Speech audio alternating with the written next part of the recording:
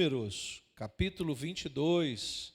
Números, capítulo 22, você pode acompanhar aí pela TV.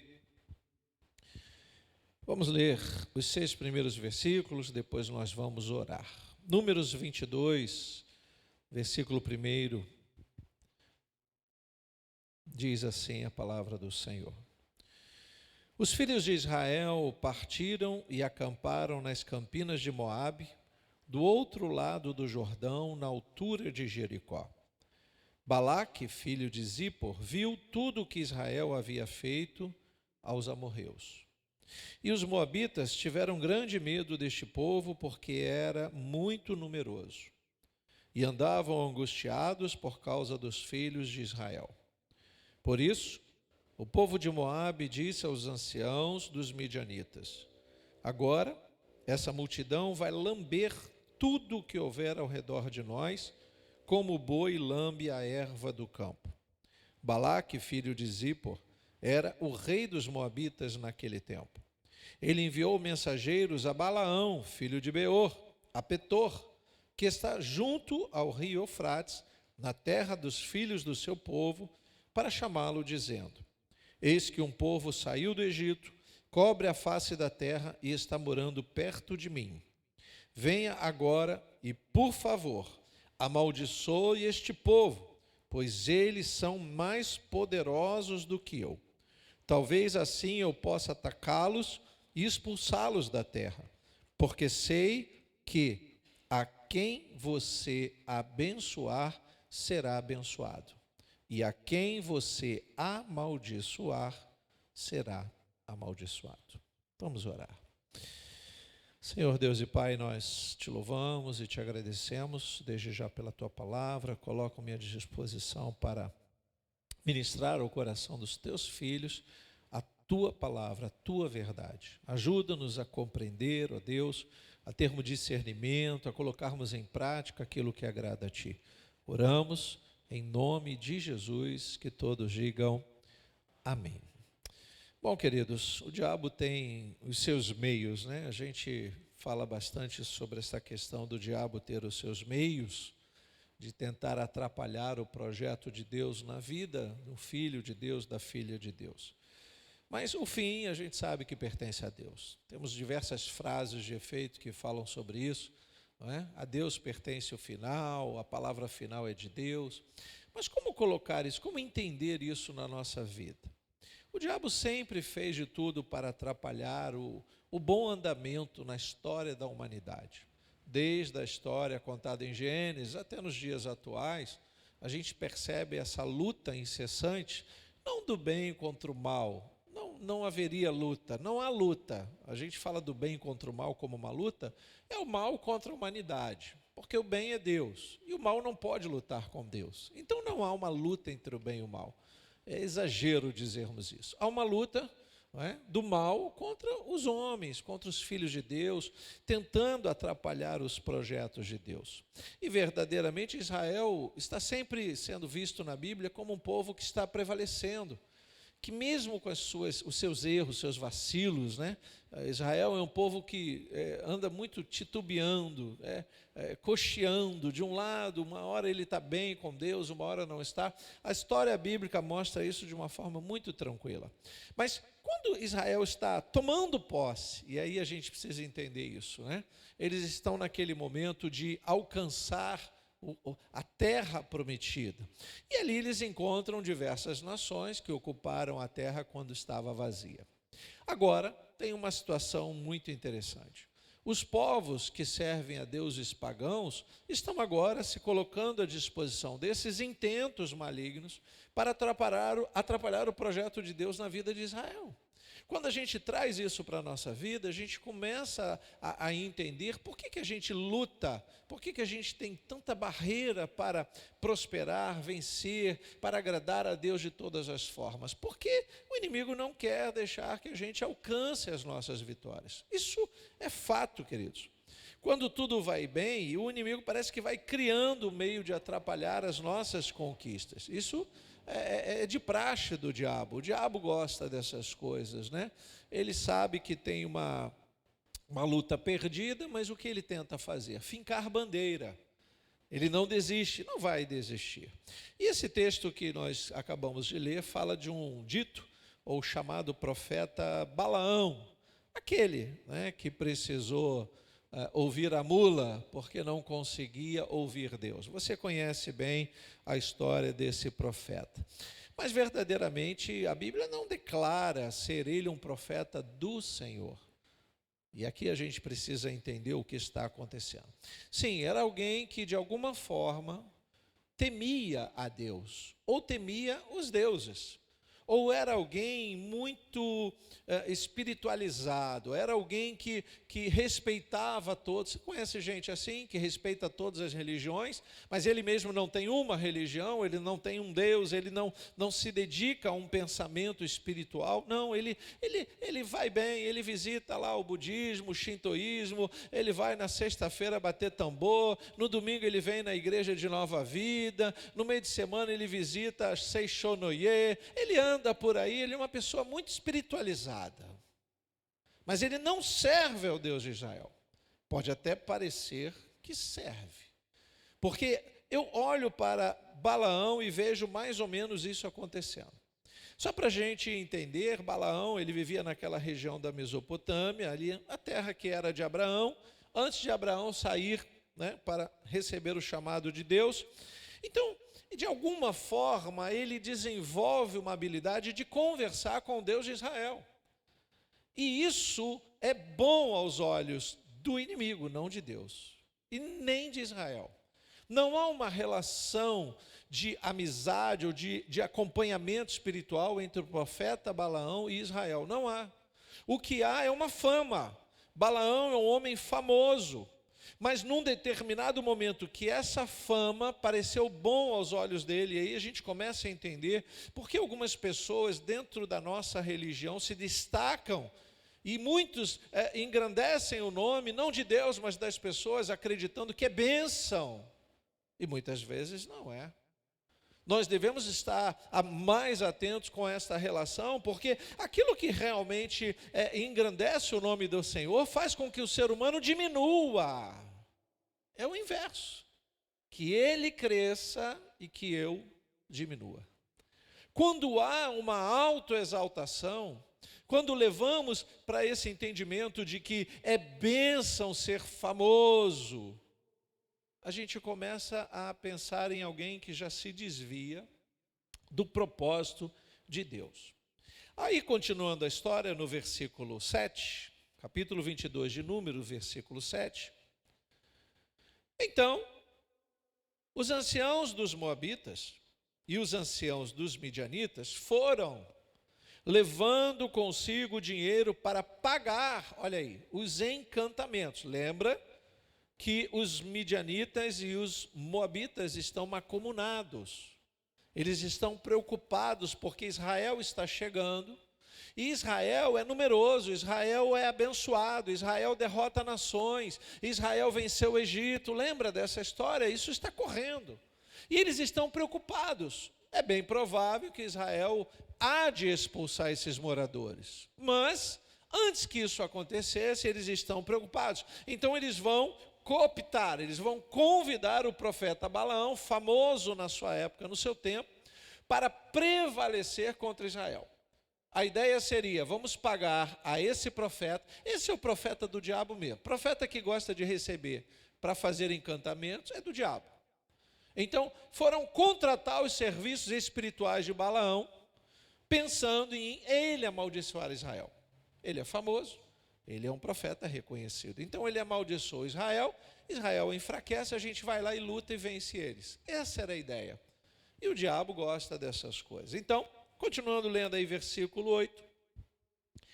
Balaão lhes disse: fiquem aqui esta noite e lhes trarei a resposta, como o Senhor me falar. Vê que aqui está com S maiúsculo, caixa alta, para dar ideia na Bíblia de que ele está se referindo ao Deus de Israel. Lembra o que eu disse? Ele tem uma espiritualidade aflorada e ele está orando, talvez como Israel ora. Como é que Deus apresenta sacrifício, recebe sacrifício? Como é que eu me relaciono com a divindade do meu tempo? Balaão está pensando nisso. Então ele diz, olha, não sei não, esse negócio de amaldiçoar Israel, deixa eu conversar com Deus de Israel primeiro. Essa é a ideia que o texto quer passar. Então, vamos lá. Então os chefes dos moabitas ficaram com Balaão. Versículo 9.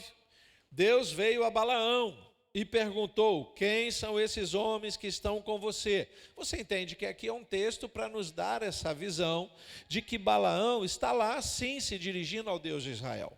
O texto foi escrito para explicar para nós como é que Balaão vai entender se deve ou não amaldiçoar Israel.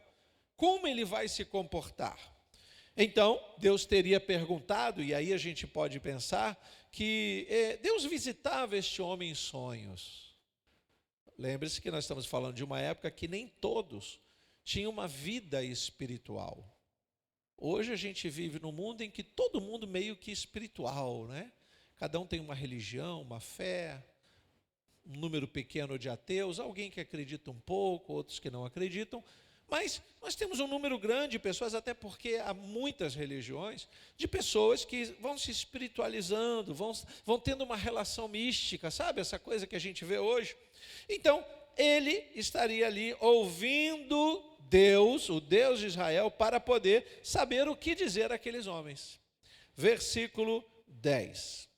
Balaão respondeu a Deus, Balaque, rei dos Moabitas, filho de Zippor, enviou esses homens para que me dissessem, eis que o povo que saiu do Egito cobre a face da terra, vem agora e amaldiçoa esse povo, talvez eu possa combatê-lo e expulsá-lo. Então Deus disse a Balaão, olha aí, não vá com eles, nem amaldiçoe o povo, porque não será, povo abençoado. Na manhã seguinte, Balaão se levantou e disse aos chefes de Balaque, voltem para a sua terra, porque o Senhor não me deixa ir com vocês. Então o que a gente entende? Que nesse momento o profeta parece ter um temor, e aqui a gente começa a ver o que seria o lado bom desse profeta. Ele não quer inicialmente se vender por aqueles encantamentos que ele deveria fazer. Ele desenvolve um temor até positivo, né? Alguém vai pagar para ele fazer feitiços contra Israel, mas ele teme o Deus de Israel. No fundo ele sabe, ele está lidando com um Deus poderoso, um Deus que fez aquele povo prevalecer. Então mantém um temor no seu coração. Enquanto que Balaque estava se aliando ali aos midianitas contra Israel, para que Balaão pudesse fazer parte disso. Lembre-se que Balaão não é servo do Deus de Israel, mas ele teme o Deus de Israel. Você conhece pessoas que não servem a Deus, mas têm um temor a Deus? Às vezes tem mais temor do que os próprios crentes. Aquele seu vizinho, faz isso não, Deus vai se desagradar. E tem crente que acha que não precisa. Queridos, vamos pensar um pouquinho quantos servos de Deus, que se dizem servos de Deus, não demonstram temor a Deus. Quantos você conhece? É lastimável, né? Mas cresce muito o número de crentes não tementes. Crentes que não temem a Deus. Crentes que fazem coisas que o ímpio não faria. Por que isso, pastor? Não tenho resposta. Mas a gente fica assustado porque essa coisa está crescendo, né? No ambiente musical, no ambiente gospel da igreja, isso está muito aflorado. Aqueles que um dia cantavam alegremente, todos se arrepiavam com as canções, hoje estão debandando. Um dia vai cantar Alvo Mais Que a Neve, no outro dia já não acredita mais no hino. Não tem essas coisas acontecendo aí? Que coisa estranha, irmãos. Por que isso acontece? Não é servo de Deus? Não conhece Deus? Não teve relação com Deus? Não foi abençoado por Deus? Não prosperou na casa de Deus? Não enriqueceu às custas do povo de Deus? Mas agora não tem mais relação. Não, esse Deus dos crentes, mas era esse Deus dos crentes que abençoava ele. E eram esses crentes que abençoavam ele, comprando seus discos, cantando suas canções. Vários, não estou falando de um, estou falando de vários. Até que chega esse ponto, me parece que Balaão é muito atual para os nossos dias, porque ele não teme a Deus, mas as pessoas temem ou pensam que ele teme a Deus. Ele não faz parte do povo de Israel, mas acredita que se ele lançar uma maldição, o povo de Israel vai sucumbir. Olha que pensamento antigo e moderno ao mesmo tempo. Há pessoas demasiadamente preocupadas, né? Não se preocupa não, irmãos. Aqui a gente vai continuar cantando alvo mais que a neve. Vamos pedir a Deus que a nossa alma fique branquinha como a neve. Até porque eu já expliquei essa questão de cor. Isso é muito baixo, isso é muito ínfimo para Deus. O ser humano, eu acho que Deus não vê cor. Eu fico pensando essas coisas doidas, sabe? Só eu que penso, não é da Bíblia não. Deus olha para a gente e não vê cor, irmãos. Porque se ele diz que a gente veio do pó, da cinza, e volta ao pó, se ele tiver que ver uma cor, ele vai ver cinza, tudo cinza. Ele olha para a gente, a minha cor, moreno pardo, jambo, bonitão. Mas ele me vê como cinza. Vê o irmão que é escurinho, não é escurinho, para Deus é cinza. Aquele brancão, vermelho, pardo, albino, branco demais, é cinza. Deus não vê cor, irmãos, quem vê cor somos nós. Isso é uma falha terrível da humanidade, isso está se tornando muito baixo, muito ínfimo. O mundo dividido em cores, que coisa estranha. Não, mas a divisão faz parte do diabo, divide em cores, divide em sexo. Conseguiram dividir o homem e a mulher de uma forma tão estranha. Conseguiram misturar tudo isso, gênero, sexo, cor. E nada disso interessa a Deus, a não ser quando tem um caráter de desobediência. Isso preocupa a Deus. Então, a gente olha para Balaão e começa a pensar um pouquinho, quem é este homem? Alguém de vida duvidosa, tendencioso. Nós não podemos, em momento algum, olhar para Balaão e achar que podemos. Não podemos e nem queremos nos parecer com ele. Precisamos de uma vida de relação com Deus, sim, mas uma vida verdadeira, de temor, de caminhada, quer seja no deserto, onde quer que Ele nos leve, estamos com Deus e Deus está conosco. Não dá para a gente negociar a nossa fé, a nossa espiritualidade, não. Balaão é um homem de boa reputação, é o profeta do momento. Uma fama que se espalhou ali pela região de Moabe, de Midian, todo mundo conhece ele, mas nem tudo que brilha é ouro. E eles estão apostando sim, não, esse homem vai lá, vai amaldiçoar, e se ele amaldiçoar, nós vamos prevalecer contra Israel. É nessa hora que a gente se lembra que Deus, a especialidade de Deus é transformar maldição em bênção. Você pode dizer amém por isso? Números 23, versículos, eu vou ler versículos salteados. Números 23, versículo 5 diz assim: Então o Senhor pôs a palavra na boca de Balaão e disse: Volte para Balaque e transmita a ele o que eu falei a você. De novo, lá no versículo 8, ele vai dizer as palavras que Deus disse para ele. E dentre elas ele disse: Como posso amaldiçoar a quem Deus não amaldiçoou? Como posso denunciar a quem o Senhor não denunciou? Olha aí, versículo 16, continua lendo. O Senhor se encontrou com Balaão, pôs-lhe na boca a palavra e disse: Volte para Balaque e transmita a ele o que eu falei a você. Veja que há uma insistência de Balaque, tentando convencer Balaão, oferecendo muito dinheiro, e ele nesse temor conversando com Deus, e Deus de novo fala isso para ele. Versículo 17, Balaão voltou, e eis que Balaque ainda estava junto do holocausto, e o chefe dos moabitas estavam com ele. Balaque perguntou: O que foi que o Senhor falou? Então Balaão proferiu a sua palavra e disse, olha o que ele falou: Levante-se, Balaque, e ouça, escute-me, filho de Zippor. Deus não é homem para que minta, nem filho do homem para que mude de ideia. Será que tendo ele prometido não fará? Ou tendo falado não o cumpriria? Eis que recebi ordem para abençoar. Ele abençoou, não posso revogar. Louvado seja o nome do Senhor. Isso aqui é fantástico, queridos. Porque você conhece a história, né? Ela se desenrola no meio que a gente conhece bem, a mula, o anjo, a negociação, um temor estranho acontecendo. Mas o que deve nos chamar a atenção é, Deus abençoou. Você se sente um abençoado de Deus? Diga amém por isso.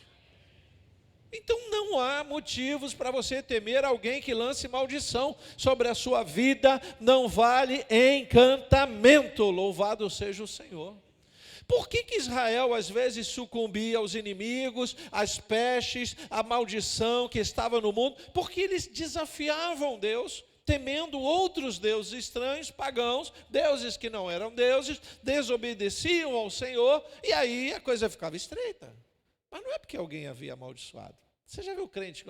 Pastor, acho que fizeram um negócio para mim. Outro dia eu falei isso para uma irmã há pouco tempo. Não, eu não sei o que está acontecendo, eu sei que Deus está me provando, e estava numa luta e disse, será que fizeram alguma coisa ruim para mim? Eu falei, só se foi você mesmo. Porque quem pode amaldiçoar o que Deus abençoou? A própria pessoa. Quando ela sai debaixo da mão de Deus, aí Deus não tem muito o que fazer, porque Ele não invade a sua privacidade, Ele não obriga você a servi-lo. Se você está debaixo da mão de Deus, se sente abençoado por Deus, não saia debaixo da mão de Deus. Do contrário, você vai enfrentar os deuses desse mundo, o mal que impera nesse mundo, o mal que jaz nesse mundo, e aí não tem nada a ver com Deus. Não foi Deus que fez, ou Deus permitiu, ou Deus acusou você. Não, Deus permitiu que as coisas acontecessem. Por quê, pastor? Porque você saiu da presença de Deus. Quando Israel vacilava, aí muitos morreram no deserto, queimados, mordidos de cobra, peste. Tanta desgraça aconteceu com esse povo, mas não é porque alguém amaldiçoa. É porque o diabo joga sujo. Ele já tem uma batalha perdida, mas ele quer sempre insistir. Como é que o diabo convence alguém a ir para o inferno? Já parou para pensar? Ele não convida e diz, ei, vamos lá para o fogo que arde eternamente, está quentinho lá, vai ser bom para você. Não, queridos. Ele oferece o que ele imagina que o ser humano muito se agrada pela sua carne. Ele oferece as coisas maquiadas, as mentiras, as coisas virtuais, os fake news, ele oferece tudo que não presta, mas tudo muito bem embrulhado. Embrulhado, irmãos. Sabe, esse pensamento do diabo embrulhando o que não presta. O embrulho é mais bonito que esses aqui, ó. Pensa você receber um presente desse.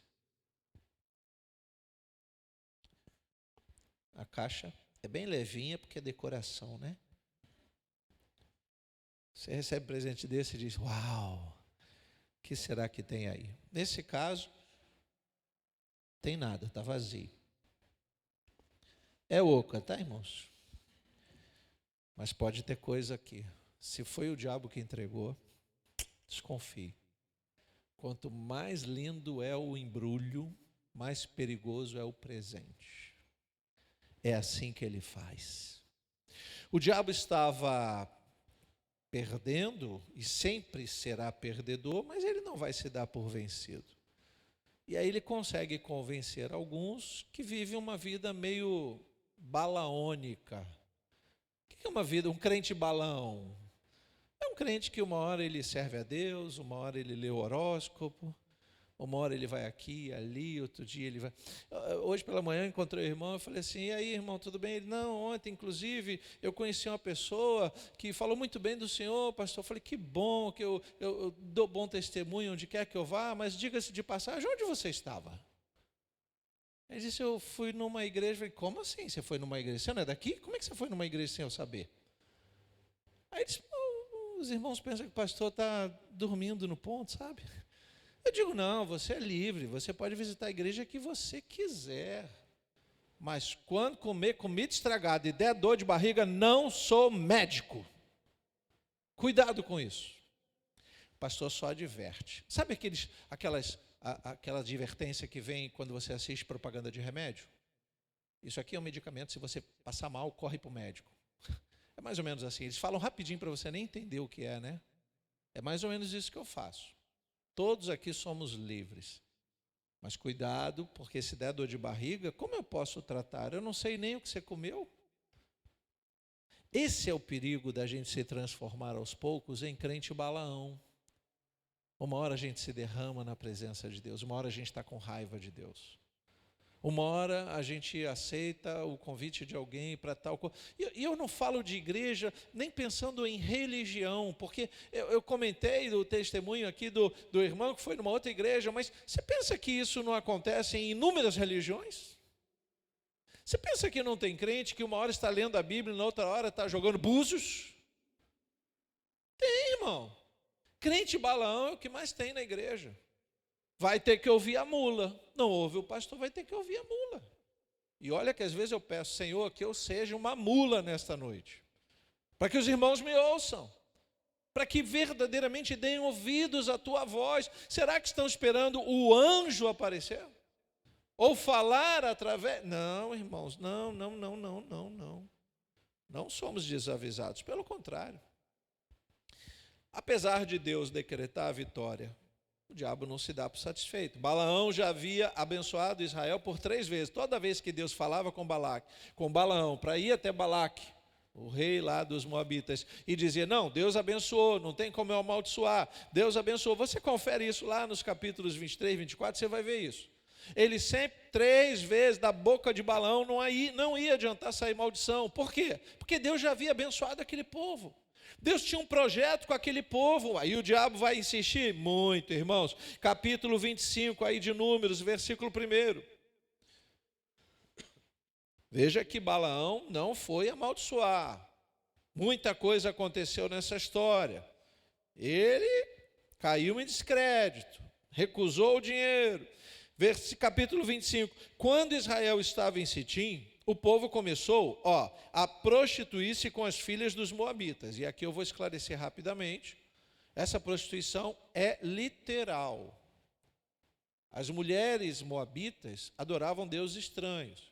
Então, quando Israel, ao invés de adorar o único Deus, também era seduzido a adorar deuses estranhos, isso era chamado de prostituição. Mas nesse caso, eles estão se mancomunando com mulheres que não são de Israel. E isso era terrível aos olhos de Deus, porque iam ser levados a adorar os deuses daquelas mulheres. Então, a questão espiritual da religião, isso é muito sério, irmão. Você tem que definir quem você é. Você tem que definir isso no seu coração, na sua família, na sua casa, nos seus filhos. Não, pastor, eu e meu marido somos aqui da Nova Vida, mas o meu filho, quando crescer, ele vai escolher. Você está errado. Você está errado, sabe por quê? Porque você já está dando a ele o direito de escolher imediatamente. E se nós não formos ensinados enquanto pequenos, quando grandes, já fomos ensinados pelo mundo. Quem ensina filho a servir a Deus é pai e mãe. Posso ouvir um amém? Não, pastor, eu vou deixar ele livre. Esse é o pensamento maligno dos tempos modernos. Criança nunca vai estar livre. Ou ela vai ser ensinada pelos avós, pelos pais, ou pelos professores, ou pelas babás, ou pelos coleguinhas. Alguém está sempre ensinando as crianças. Então, nós temos a obrigação de ensiná-las até que elas tenham razão suficiente para fazer uma escolha bem definida. Aí não tem crise. Não, meu filho sempre foi de Jesus, agora ele está lá fazendo coisa errada. Descansa o teu coração. Você esqueceu que se Deus abençoou, está abençoado? Você não pode viver crise pensando nisso. Se você fez a sua parte, glória a Deus. Se não fez, dá tempo de correr. Versículo 2. As mulheres dos moabitas, as filhas dos moabitas, convidaram o povo aos sacrifícios oferecidos aos seus deuses, e o povo comeu a carne dos sacrifícios e adorou os deuses dessas mulheres. Assim, quando Israel se juntou ao culto a Baal Peor, era o Baal da terra de Peor, a ira do Senhor se acendeu contra Israel. Aí Deus ficou irado. Lembra o que eu falei? Não foi a maldição de Balaão, foi o vacilo de Israel. Como é que a gente vê Baal? Deus estranho, o tempo todo Deus estranho. Vai ter apresentação de criança? Ah não, estou vendo só aqui na minha TV. Tomei um susto. Será que vai ver que era o anjo falando alguma coisa que eu tinha esquecido? Mas não era não. Baal, quem é? É um Deus estranho, é um Deus adorado em determinadas regiões. Por que Baal Peor? Porque a região de Peor era uma região designada para que esse Deus imperasse. Eu não sei se você entende bem essa questão de batalha espiritual. Mas há potestades que são específicas para determinadas ações. Os demônios, eles se organizam. Então nós temos hoje demônios preparados para influenciar apenas os líderes mundiais. Tem demônios que atuam na prostituição, tem demônios que atuam na pedofilia, na pornografia, tem demônio para tudo, mas tem demônios especialistas em influenciar líderes mundiais. Quando você vê determinadas guerras e você não entende o que está acontecendo, pode olhar com olhos espirituais, você vai ver que tem demônios lá influenciando líderes só para matar criancinhas, idosos, e encontrar desculpas farrapadas para matar uns aos outros, porque é isso que o diabo sabe fazer: matar, roubar e destruir. Não se enxerga que se eu tomar o terreno do meu vizinho, no final das contas nem ele nem eu vamos usufruir, porque todos nós dois vamos morrer. E por que então eu mato um para ficar com aquilo que não é meu? Por que eu mato alguém por um celular, por um dinheiro, por um carro? Nunca é meu, nunca vai ser meu. Também não era dele. Como é que isso não entra na cabeça de alguém que serve a Deus? Não entra mesmo, irmãos. A aproximação sorrateira de Balaão foi muito nociva a Israel, muito. Lá no capítulo 31, e a gente está especificamente tratando aqui de Balaão, Números 31, versículo 13, lá na frente, Moisés, o sacerdote Eliezer e todos os chefes da congregação saíram a recebê-los fora do arraial. Moisés se indignou contra os oficiais do exército, capitão dos milhares, capitão de centenas, que vinha do campo de batalha. Moisés lhes disse: por que vocês deixaram viver todas as mulheres? Porque havia uma ordem para cessar a praga, que essas mulheres estavam lá no arraial de Israel. Eis que estas, por conselho de quem? De Balaão. Vê que Balaão está lá no meio. Ele é um profeta influente.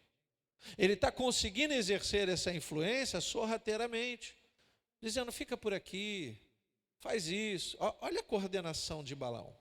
Eis que estas, por conselho de Balaão, fizeram com que os filhos de Israel fossem infiéis ao Senhor no caso de Peor, do Baal Peor.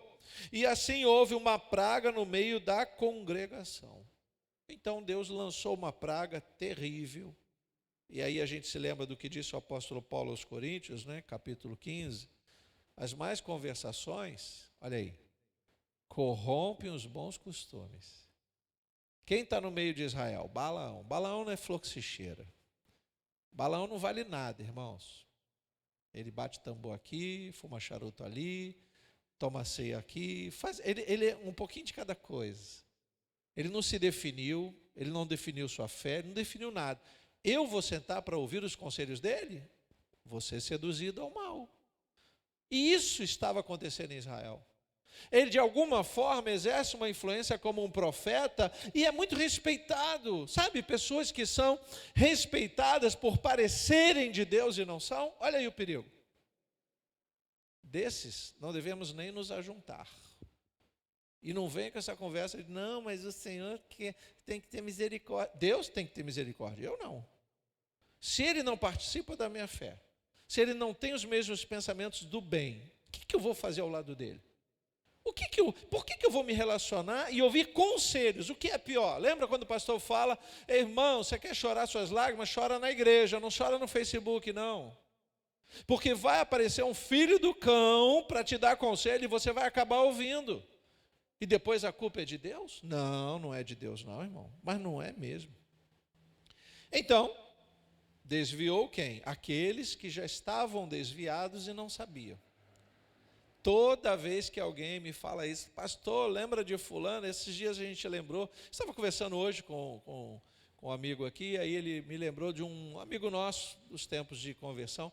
Lembra de fulano? Eu disse: lembro. Ele está desviado. Aí ele disse: foi isso que aconteceu. Eu falei: não, ele já vivia desviado, só que a gente não sabia. Porque um servo de Deus, uma serva de Deus, ele não se vende, irmão.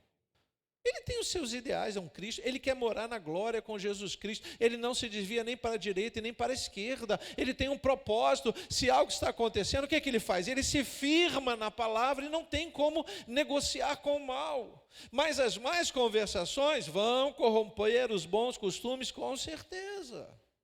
E corrompe mesmo, irmão. Todo fundo de crente desviado é um bate-papo com alguém que não era crente. É um conselho de um vizinho, de um parente, de alguém que está ali para exercer uma influência igual Balaão exercia. E aí, uma vez lançada a semente do mal aqui, né? Do joio, quando encontrou terra fértil, deu ruim. Por quê?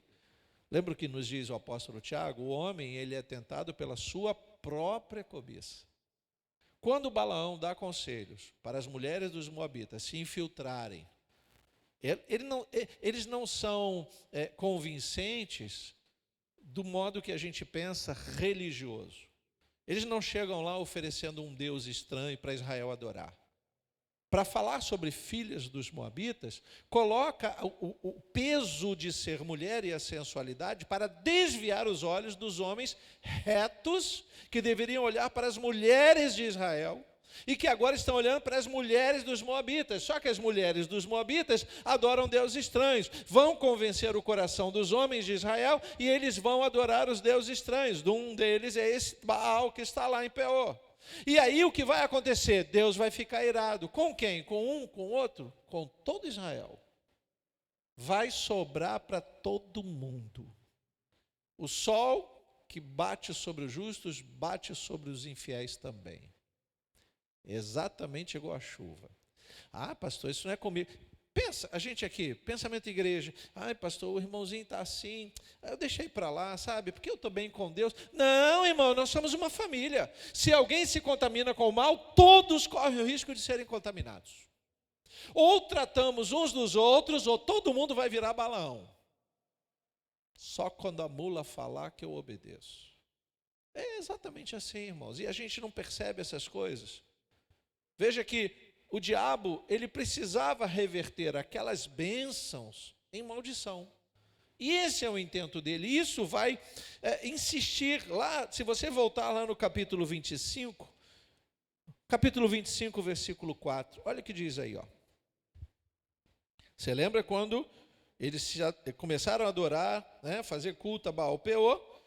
Deus ficou irado, a ira de Deus se acendeu contra Israel. Versículo 4, o Senhor disse a Moisés: reúna todos os chefes do povo e enforque-os. Quem? Os chefes do povo. Porque os chefes deveriam ter denunciado e não denunciaram.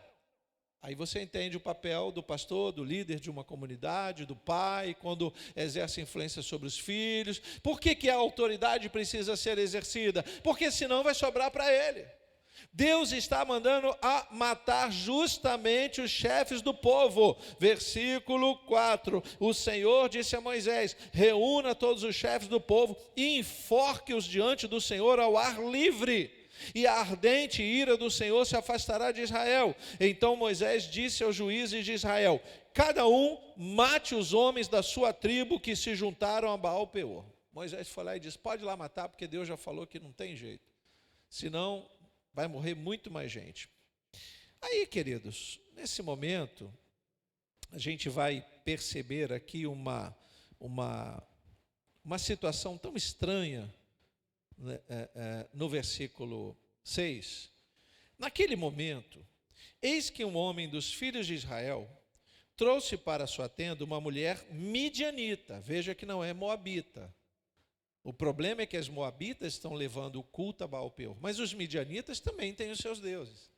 E nesse momento é o momento de todo Israel se voltar para Deus, queimar incenso, fazer o sacrifício como era costume deles, para que todos saíssem bem na história. Mas tem um lá que está com a cabeça pensando só nele mesmo. E aí ele vai se deitar com uma mulher midianita que Deus não autorizava. Ele trouxe para a sua tenda uma mulher midianita à vista de Moisés, todos ficaram sabendo, e de toda a congregação dos filhos de Israel, enquanto eles choravam diante da tenda do encontro. Enquanto está Moisés, os anciãos chorando, clamando: o Senhor tem misericórdia, o povo está morrendo dessa praga, foram alguns só, que se voltaram para Baal-Peor, Senhor abençoa. Eles estão lá jejuando, orando, fazendo culto, mas nem todos estavam na igreja, né? Os que não estavam no culto estavam fazendo o quê? Se deitando com as midianitas. Ok, isso não vai dar certo não, irmãos. Isso não vai dar certo. O resultado não agrada a Deus. Continua lendo o versículo 7. Quando Finéias, aí aparece esse Finéias aqui, importantíssimo na história, filho de Eliezer, filho de sacerdote, do sacerdote Arão, viu isso e levantou-se no meio da congregação. Aqui a gente está falando de Finéias, que é filho de Eliezer, que é sacerdote, que veio da tribo do sacerdócio de Arão. Então, é uma sucessão de crentes que estão conduzindo os filhos, os netos, toda a família querendo ser salva, estão buscando a Deus. Esse Finéias, que está lá na terceira, quarta geração, ele viu o que aconteceu, viu isso, levantou-se do meio da congregação e, pegando uma lança, seguiu o homem israelita até o interior da tenda com a lança e atravessou os dois, tanto o homem israelita quanto a mulher midianita, pelo ventre. Só temos adultos aqui, né? Por que ele conseguiu atravessar os dois pelo ventre? Porque ele pegou os dois na cama. Estavam juntinhos. Pegou um pelas costas, atravessou o ventre, pegou o outro, pegou o ventre, pegou as costas do outro. Com uma lança matou os dois, porque ele está virado, irmãos. Ele não se contentava em ver o povo morrendo de praga, o povo sofrendo, e esse camarada nem aí para nada. Oh, farinha é pouca, meu pirão primeiro. Ok, ele morreu com essa lança atravessada, seguiu, atravessou. Então, o que acontece no versículo 8? A praga cessou entre os filhos de Israel, porque Deus viu ali um ato de justiça. Às vezes a gente não entende como Deus vê justiça. Tem que cessar a praga, irmãos. Hoje a gente não age assim porque estamos na graça, né? Imagina se o pastor tivesse que atravessar a espada. Eu já estava com muitos crimes nas costas. Vamos atravessar. Não, não vou fazer nada disso, porque nós estamos vivendo um tempo diferente. É só um exemplo da história para a gente entender o que está acontecendo aqui. Versículo 9. Os que morreram da praga, até que esse momento, esse ato de justiça acontecesse, foram 24.000. Então o Senhor disse a Moisés: Finéias, filho de Eliezer, filho do sacerdote Arão, desviou a minha ira de sobre os filhos de Israel, pois estava animado. Veja, esse Finéias estava animado com o meu zelo no meio deles, assim que, no meu zelo, não consumi os filhos de Israel. Deus parou a praga. A história vai dizer que esse Finéias, ele era tão zeloso com as ordens de Deus, que ele não parou para pensar: Senhor, eu vou queimar o incenso para ver o que Deus manda. Não, Deus já mandou sacrificar o chefe do povo. Mas enquanto eles demoravam, traz um chefe, sacrifica, enforca, mata, 24.000 já estão morrendo. Ele não tem os números vieram depois. Ele disse: isso não pode continuar. Como é que esse camarada faz uma coisa dessa, contaminando todo Israel? Atitude. Isso deve fazer a gente pensar um pouquinho. Qual é a nossa atitude diante do Senhor que representa ato de justiça? Como nós entendemos que as nossas ações, o nosso zelo com as coisas de Deus, com a seriedade da palavra de Deus, como isso agrada a Deus, ou como nós nos esquivamos? Por isso eu comecei falando de Balaão, porque nessa hora está entrando um personagem aqui que realmente vai fazer toda a diferença. Enquanto o diabo está enviando Balaão para se fazer de profeta, e o povo acreditando, e todo mundo recebendo conselho, inclusive ele era respeitado pelos moabitas, pelos midianitas e pelos israelitas. Está todo mundo dando crédito a profeta que não é profeta coisa nenhuma. Aqui vale, irmãos, o livre-arbítrio de cada um, como você encara o mundo mal que está lá fora, como você denuncia o pecado, como você hoje, de uma forma invisível, pega uma espada e atravessa o mal na sua vida, como você diz: isso eu não quero mais, basta. Mas isso, olha, não importa o que seja, nós somos responsáveis por aqueles que estão ao nosso redor. Por isso Deus mandou matar os líderes. Pega os chefes do povo e mata eles, enforque-os na tenda da congregação, na frente de todo mundo, para que todo mundo veja que Deus não tem compromisso com esse ou com aquele. Deus tem compromisso com a verdade dele. Então, Balaão, ele decidiu de alguma forma receber os presentes de uma forma diferenciada, né?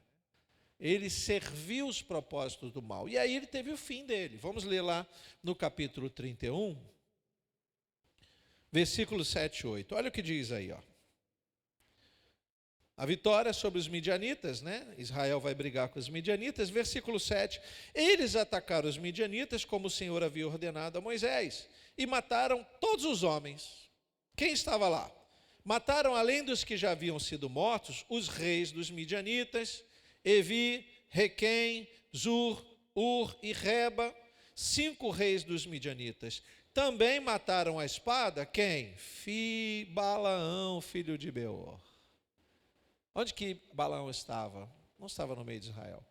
Estava no meio dos midianitas. Ele recebe presentes dos moabitas. Ele, de alguma forma, não pode amaldiçoar Israel, porque Deus falou, não adianta. Você pode tentar, mas vai dar errado. E aí ele guardou um certo temor, mas ele continuava servindo os propósitos do mal. E aí ele morreu à espada. Um triste fim, né? E aí a gente lembra o que Deus já havia dito por boca dele mesmo. Se eu abençoei, quem pode amaldiçoar? Irmão, guarda isso no teu coração. Se você foi separado por Deus, para Deus, se você é batizado nas águas, se você está buscando uma comunhão maior com Deus, para de temer o diabo, é melhor temer a Deus. Volte-se para Deus. Atravesse logo com uma espada todo o mal sobre a sua vida. Cesse a praga na sua casa. Faça isso com temor a Deus, porque foi isso que Finéias fez. Ele escolheu o zelo das coisas do Senhor, e isso, logicamente, redundou num fim maravilhoso. Lá no capítulo 25 de Números, lê comigo aí, capítulo 25, versículo 10. Olha o que diz aqui sobre Finéias. Então o Senhor disse a Moisés: Finéias, filho de Eliezer, filho do sacerdote Arão, desviou a minha ira sobre os filhos de Israel, pois estava animado com meu zelo no meio deles, assim que no meu zelo não consumi os filhos de Israel. Portanto, diga: eis que dou a minha aliança de paz, eis que lhe dou a minha aliança de paz, e ele e a sua descendência terão aliança do sacerdócio perpétuo, porque teve zelo pelo seu Deus e fez expiação pelos filhos de Israel. E Finéias foi lá, ele matou aqueles 2 que estavam mancomunados, nem aí para o que estava acontecendo em Israel. Deus se agradou desse ato e disse para ele: a partir de agora, diz para Finéias que ele vai ter paz na casa dele, nos filhos dele, nos netos dele, nos bisnetos dele, eternamente ele será abençoado por Deus. Pensa nisso, irmãos. Pensa que os nossos atos hoje vão representar o cuidado e a bênção de Deus. Versículo 12 diz: eu dei a eles a minha paz, eles vão ter no lar deles a paz de Deus. Isso é muito sério. E às vezes a gente não percebe isso, porque a gente não está tão atento. O quanto vale para Deus o meio da história e o fim da história. O meio da história foi trágico, né? Desviando-se ali, o inimigo tentando amaldiçoar, levantando mandingas, feitiços, pagando preço altíssimo. Preço de um encantamento é caro demais. É caro demais. Não é barato não, irmãos. Vou contar uma breve experiência minha, pessoal, quando eu não conhecia Jesus. Eu vim conhecer Jesus já aos 27 anos de idade. E aí eu me lembro que quando minha mãe faleceu, eu era muito agarrado à minha mãe, eu sofri muito. E aí alguém, sabe aqueles conselhos, disse assim: olha, eu conheço uma pessoa que pode te ajudar, você está sofrendo muito, menino. Eu disse: vamos lá então, quem pode me ajudar? E me levou para uma feiticeira. Eu me lembro disso claramente, eu estava desempregado, eu tinha perdido o emprego por conta do falecimento da minha mãe, fiquei muito emocionado, chutei o balde, perdi o emprego, a família não ia bem, estava tudo indo para pior, e alguém trouxe uma solução maravilhosa: eu vou lhe levar uma feiticeira. E me levou. Chegando lá, a feiticeira, acho que eu já contei isso aqui, me levou lá numa encruzilhada, fez lá umas mandingas, pegou um ovo podre, bateu na minha cabeça, fez o que ela podia fazer, né? E eu estou lá, vai resolver, agora vai. Aí voltamos lá para o terreiro, ela falou: bom, agora mise um fio. Agora mise um fio. Você vai ter que fazer as obrigações. Eu disse: pois não, vai dar certo, vai dar tudo certo. Não tenho fé nenhuma. Eu estou meio Balaão, temo todo mundo, tudo é bom. Se não é para o mal, é para o bem. Esses pensamentos seculares. Agora me deu a lista, você vai comprar tudo isso e a gente vai fazer isso, isso, isso. Aí me deu aquilo. Falei, caramba, que lista é essa? Parecia uma lista de compra do mês, sabe, irmãos? Frango dessa cor, folha disso, fita daquilo, vela assim.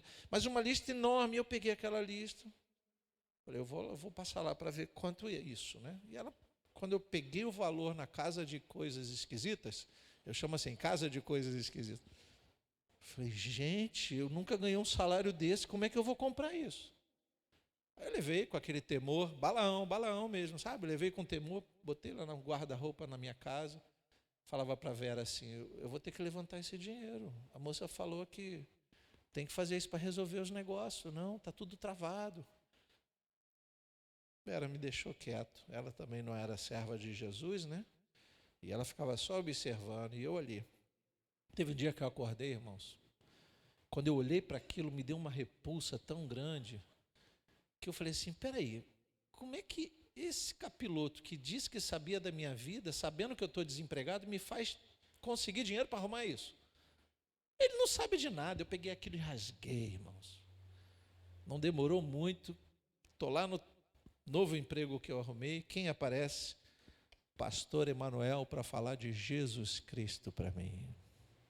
Era Deus transformando maldição em bênção, louvado seja o Senhor. Porque de alguma forma, eu hoje lendo esse texto, eu me vejo pegando uma espada, sabe? E rasgando aquilo, dizendo, mas meu Deus, eu não posso ceder a isso. E não conhecia como ia ser abençoado, eu não tinha noção. Pelo contrário, a minha vida se resumia àquela história ali. Mas era o meio da história. Porque o diabo tem os seus meios, mas o fim pertence a Deus, louvado seja o Senhor. É sempre assim, irmãos. A gente não consegue entender isso com tanta facilidade. Sim, eu sei. Balaão teve o seu sacrifício a serviço do Senhor, por um aspecto. Quando ele percebeu que não podia fazer muita coisa, ele continuou então na desobediência, fazendo o que não devia. E aí tem o sacrifício e a obediência. Obedecer é melhor do que sacrificar. Finéias fez o contrário. Em obediência, ele apresentou o zelo pelas coisas de Deus.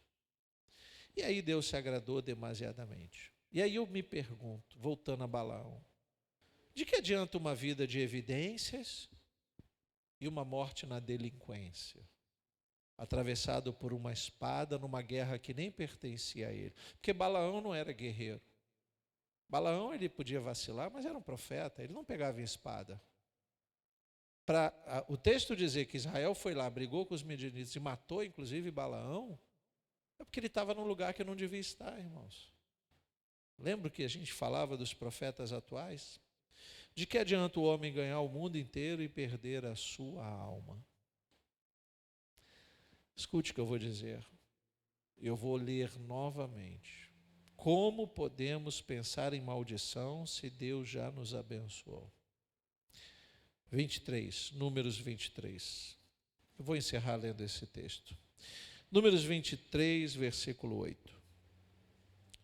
As palavras de Deus ditas por Balaão. Como posso amaldiçoar a quem Deus não amaldiçoou? Como posso denunciar a quem o Senhor não denunciou? Versículo 19, para a gente encerrar. Deus não é homem para que minta, nem filho de homem para que mude de ideia. Será que tendo ele prometido não o fará? Ou tendo falado não o cumprirá? Eis que recebi ordem para abençoar. Ele abençoou, não o posso revogar. Você é abençoado de Deus, louvado seja o Senhor. Não há ninguém que possa revogar isso. Ninguém, irmãos. Levante a cabeça e olhe para o alto. Talvez estejamos precisando, todos nós, inclusive eu, quando leio esta palavra, e às vezes me sinto meio que errado diante de Deus ou sofrendo com as maldições da vida. Precisamos levantar a cabeça e nos lembrar que se Deus abençoou, quem pode amaldiçoar? Talvez isso nos ajude a buscar um pouquinho refúgio em Deus, como fomos ministrados hoje pela manhã, passar pelo deserto para nos encontrarmos com Deus, para voltarmos mais nosso zelo para Ele, para as coisas dEle. Vamos pensar sobre isso. O diabo tem os seus meios, mas o fim pertence a Deus. Amém? Vamos.